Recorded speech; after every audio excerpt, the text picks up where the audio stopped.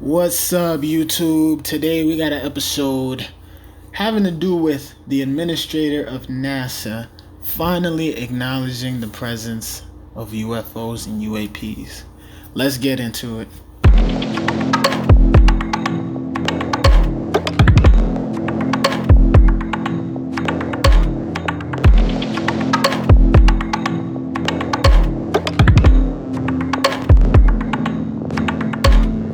Alright, so on today's episode, I just wanted to bring to the light that the administrator of NASA, Bill Nelson, sworn in May 3rd, 2021, so that wasn't too long ago.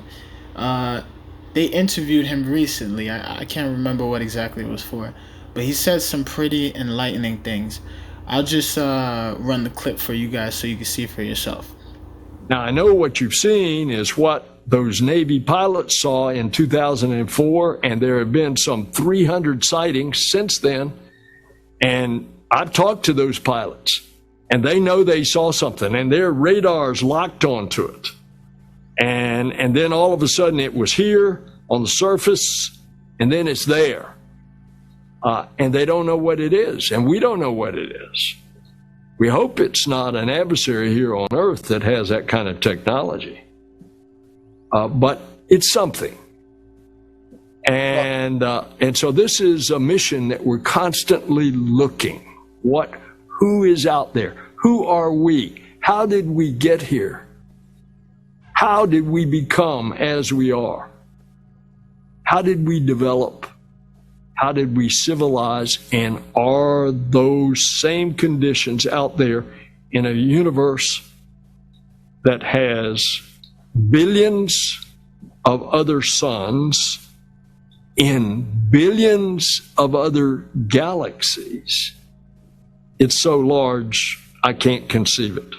It was suggested to me by many different people. They did want your comment on what you think the fighter pilot saw. I think most people saw that 60 Minutes piece, and there were a lot of newspaper pieces about whether or not it was Russia or China, or perhaps more likely some extraterrestrial intelligent beings. What is your theory? You've heard a lot of options. Which one do you think is the most credible, if you can choose? My personal opinion is that the universe is so big, and now there are even theories that there might be other universes. And if that's the case, who am I to say that planet Earth is the only location of a life form that is civilized and organized like ours? Now, I just wanted to point out that this guy is essentially the leader of NASA. He's the highest ranking you could possibly get. And I also wanted to point out that, although he's saying these things, and I'm happy that finally these things are getting talked about,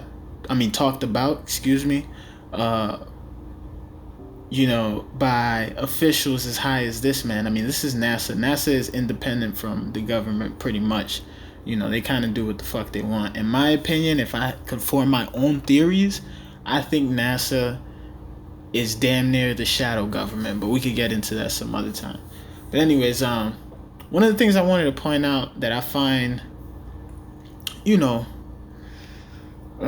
concerning, I would say, is the fact that this position as administrator of NASA, it gets changed every 2-3 years.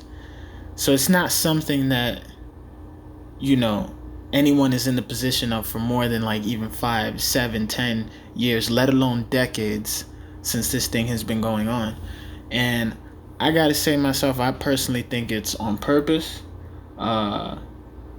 But, just so that it's easier to manipulate the truth, I would imagine.